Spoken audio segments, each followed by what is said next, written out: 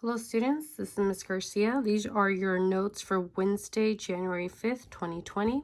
Before we start, I want to make sure that you have the necessary materials as you read on Google Classroom. You want to make sure you have your pencil, your packet on page 5, and your one-step equations worksheet.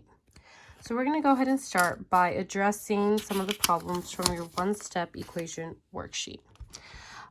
So we're going to actually start with the easier questions. It's really important for you to understand how to solve these kinds of equations because you're going to be seeing a lot in this trigonometry module. So I'm going to go ahead and address number 2, and I'm also going to address number 4. All right, so first thing you need to know is when you have a variable and it's being it's in a fraction, what you need to understand is what's happening here is division. So this right here, that bar, means it's being divided. So let me take you guys back to semester 1. I taught you guys how to solve for a variable by doing the opposite. So if we want to solve for y, what is the opposite of division? Hopefully in your mind you're saying multiplication. So I'm going to multiply by 9. And what I do to one side, I do to the other. So these cancel because they're opposites, and we get y is equal to 27. I'm going to do the same thing here on number 4. A is being divided by 2. So if I want to cancel out that 2 to get a by itself, I need to do the opposite, which is multiply. So I'm going to multiply by 2, and what I do to one side, I have to do to the other. So then a is equal to 2 times 14, which is 28. So hopefully when you're checking your answers, these are 2 of the answers you got for number 2 and number 4. So keep this in mind while we are solving for trig today, solving variables with trig. All right, so now that we've reviewed that, we want to go ahead and move to page 5 of our packet.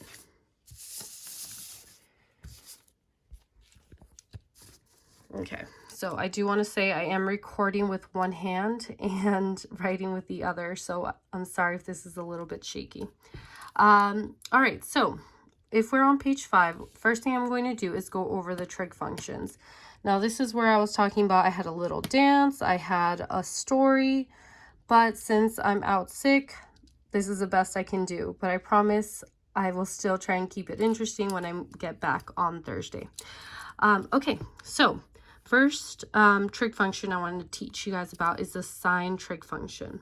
So the sine trig function goes like this. It's sine of theta is equal to opposite, and I'm just going to put op, over hypotenuse.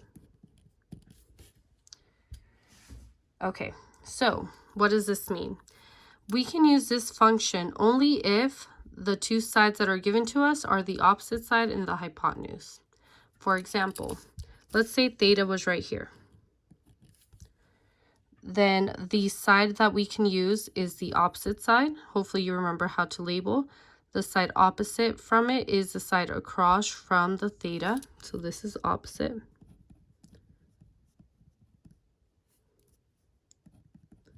And we could also use the hypotenuse, which is always across a 90-degree angle.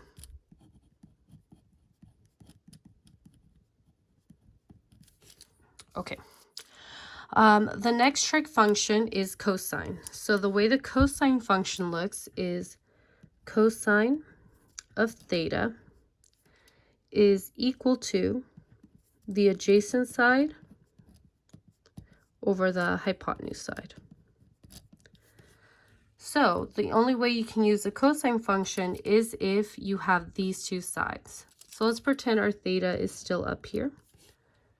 Then we can use the adjacent side, which is the side next to the theta, but is not the hypotenuse. So let's label our hypotenuse first.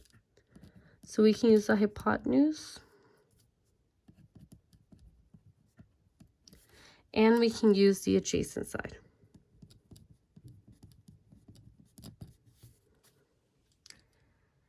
All right, and then finally, the last trig function that you need to know about is tangent. So tangent is tangent of theta is equal to the opposite side over the adjacent side. Okay, so if theta was up here, then we can use tangent if we have the opposite side, which is this side down here.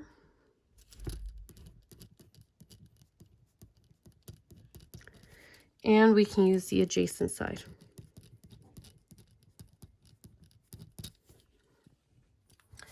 Okay, so let me explain a little further because I jumped right into the trig functions and I didn't explain what all of these mean. So first things first, all of these trig functions, they're useful to you because they help you solve for the missing side of a right triangle. So if we have, let's say x is here and a number's here, we can't use Pythagorean theorem because we need 3 numbers, or at least 2 numbers to use Pythagorean theorem. So we have to use trig functions to help us out. So these trig functions, once again, help us solve for a missing side when we only have one number from the triangle and when we have an angle. So one more thing, theta is now going to be a number that's going to help you solve for a missing side.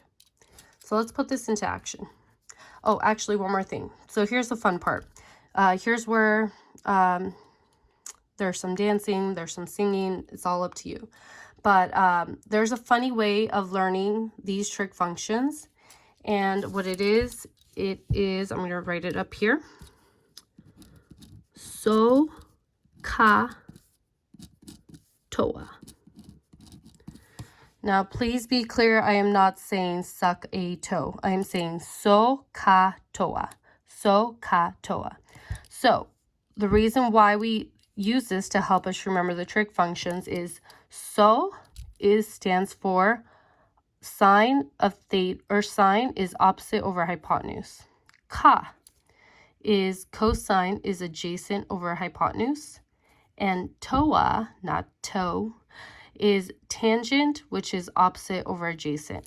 So ka toa. So ka toa. So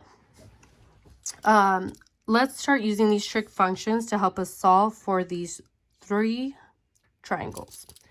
So I'm only going to do number 2, 4, and 6 today. All right, so first thing we want to do is label our triangle. So if 40 is our reference angle, 8 is across a 90-degree angle, so that's going to be our hypotenuse. And the side that we're solving for, which I'm going to change the question mark into an X,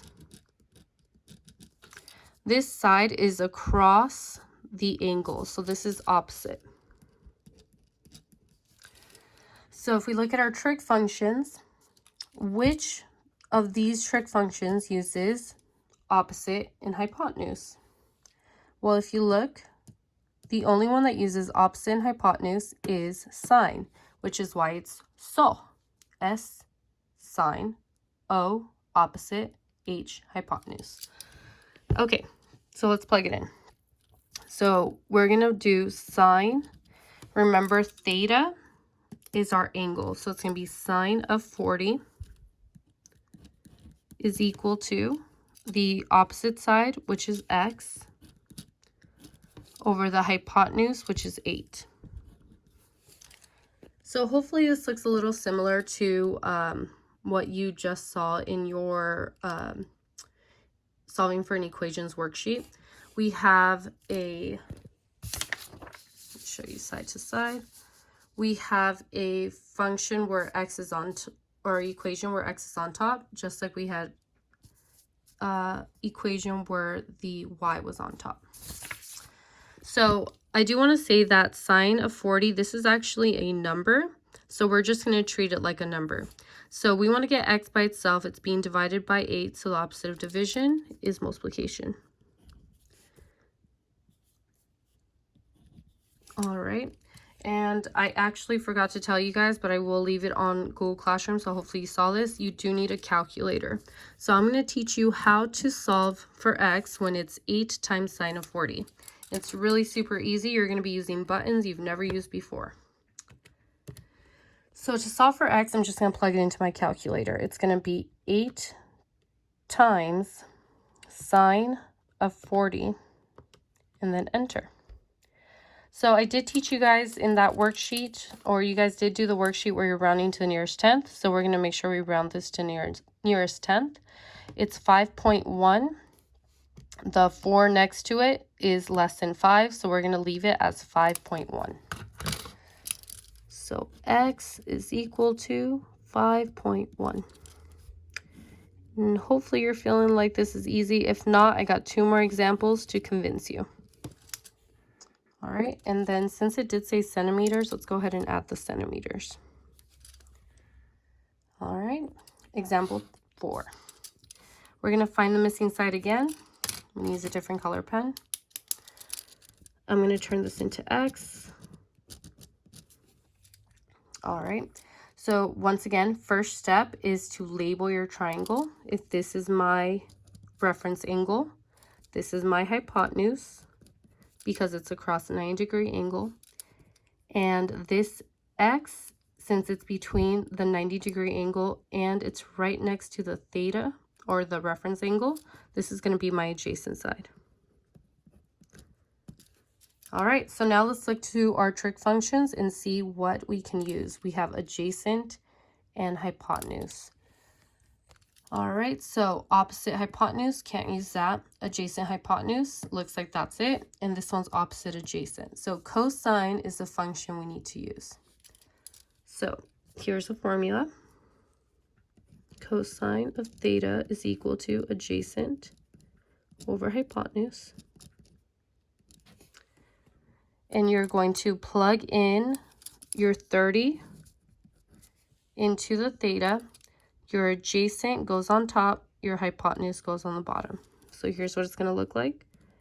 Cosine of 30 is equal to x over 5. All right, and same as the above problem, we want to get x by itself, but it's being divided by 5. So we're going to do the opposite, which is multiply. What I do to one side, I do to the other. We get x is equal to 5 times cosine 30. So once again, do this with me this time. Take your calculator. And you're going to do 5 times cosine of 30. Enter. So notice that we have 4.33. Sorry, guys. The 3 next to the 10th place is, or the number next to the 10th place is a 3. So since it's less than 5, we're going to leave it as is. So we're not going to round up. It's going to stay 4.3. And this one also sets centimeters. So we're going to put cm for centimeters.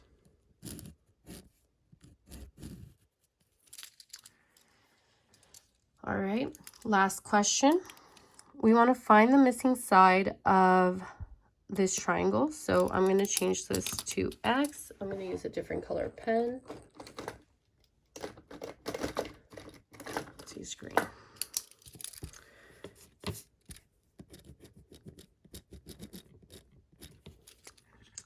Okay, so this is our reference angle. So the side across from it is going to be the opposite side. The side next to it that is not the hypotenuse is going to be the adjacent side. So since we only have the opposite side, because we have to use this side because it has the x on it, and we have to use this side because it has a number, then we only have opposite adjacent. So we're going to look. This one's opposite hypotenuse, that's why it's so. This one's cosine adjacent over hypotenuse, that's why it's ka. And this one is tangent, opposite over adjacent, TOA. So that's actually what we need, opposite adjacent. So we're going to be using tangent theta is equal to opposite over adjacent. All right, so like I said, the 50 is going to be your theta. The opposite side is going to be x, and the adjacent side is going to be 10. So 10 of 50 is equal to x over 10. Okay, so we want to get x by itself, but it's being divided by 10. So we're going to multiply, cancel. X is equal to 10 times tan of 50. So hopefully you're doing this with me by the third time. We have 10 times, whoops. Actually, let's do a quick experiment. Let's see if I need to put the times. Let's put 10 tan 50 and see what happens. All right, let's do 10 times tan of 50 and see if it still gets the same answer.